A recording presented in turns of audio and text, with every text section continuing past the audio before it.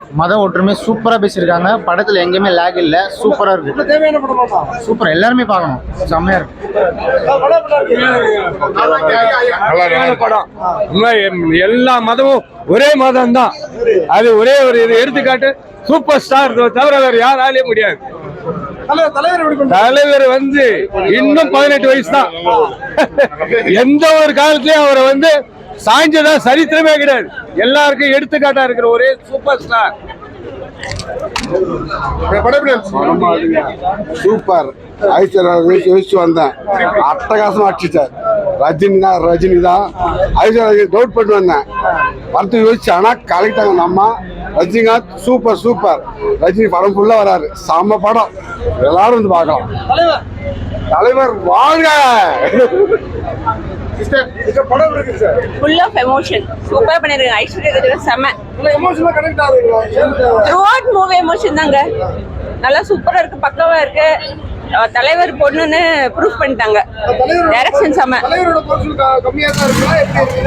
கம்மின்னு சொல்ல முடியாது, எங்கெங்க தேவையோ அங்கங்க கரெக்டா எடுத்துட்டு வந்திருக்காங்க. செம்மையா இருக்கு, சான்ஸே இல்ல. சூப்பரா இருக்கு. தலைவர் வந்து இதுல இருந்து வேற ரகம். தலைவர் நிரந்தரம். அதாவது ஒவ்வொரு ஆன்மீகவாதியும் பார்க்கக்கூடிய ஒரு படம். ஆன்மீகம்னா என்ன அப்படின்றது இந்த படம் வந்து தெளிவா உணர்த்தி இருக்கு.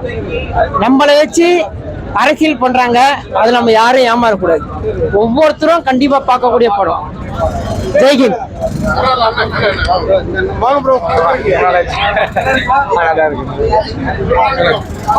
படம் நல்லா இருக்கு. சரிங்களா? செகண்ட் ஹாஃப் நல்லா இருக்கு. ஃபர்ஸ்ட் ஹாஃப் கண்டிப்பா சொதப்பல். Honest review.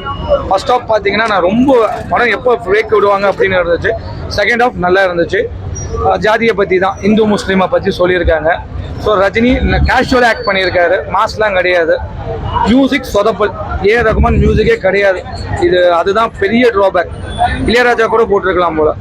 சரிங்களா? பட் ஓவராலாக பார்த்தீங்கன்னா ஐஸ்வர்யா ரஜினிகாந்துக்கு one of the best movie. Second ஹாஃப்ல கனெக்ட் ஆகுது. ஃபர்ஸ்ட் ஹாஃப்ல வந்து ஐயோ ஏன் தான் இப்படி பண்றாங்க அப்படி இருக்கு. செகண்ட் ஹாஃப் கனெக்ட் ஆகுது. எல்லாரும் நல்லா பண்ணிருக்காங்க. அவங்க ரோல்ல கரெக்டா பண்ணிருக்காங்க. டைரக்ஷன் ஒர்க் அவுட் ஆயிருக்கு. ஐஸ்வர்யா ரஜினிகாந்த் டைரக்ஷன் இதொക്കെ மொக்கையா தான் பண்ணியிருக்காங்க. இந்த படத்துல செகண்ட் ஹாஃப்ல தூக்கி நிறுத்திட்டாங்க. நார்மல் ஸ்டோரி நல்லா கொஞ்சம் ப்ரொஜெக்ட் பண்ணியிருக்காங்க. ஜெனரல் ஆடியன்ஸ்க்கு கண்டிப்பா இந்த படம் போகும்.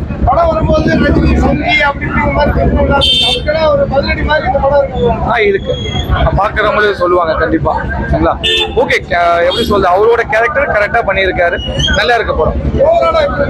ஓவராலா கண்டிப்பா பார்க்கலாங்க. ஜெனரல் ஆடியன்ஸ் ரீச் ஆகும், யங்ஸ்டர்ஸ்க்கு ரீச் ஆகாது. ஓப்பனா சொல்றேன். யங்ஸ்டர்ஸ் ஒரு 18 இயர்ஸ் 70 இயர்ஸ் அந்த பசங்க கண்டிப்பா அந்த படத்தை பிடிக்காது. பட் அபவுட் 30+ கண்டிப்பா படத்தை பார்ப்பாங்க.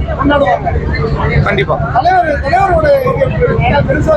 தலைவர் வந்து நீங்க கம்பேர்லாம் பண்ண முடியாது. நான் வந்து ரஜினி ஃபேன் தான். பட் அந்த லெவல்லாம் கிடையாது. அவர் ஜென்ரலா இந்த கேரக்டர் என்னவோ கரெக்டா பண்ணியிருக்காரு. அழகா ஸ்பெஷல் அப்பியரன்ஸ் போட்டிருக்காங்க. ஏற்கனவே அடிப்பட்டனால குசேலியன் படத்துல அவர் படம் சொல்லி படம் பிளாப் ஆச்சு. இதுல ஸ்பெஷல் அப்பியரன்ஸ் போட்டு நல்லா பண்ணியிருக்காரு. அவர் ஒரு ரோலை கரெக்டா பண்ணியிருக்காரு.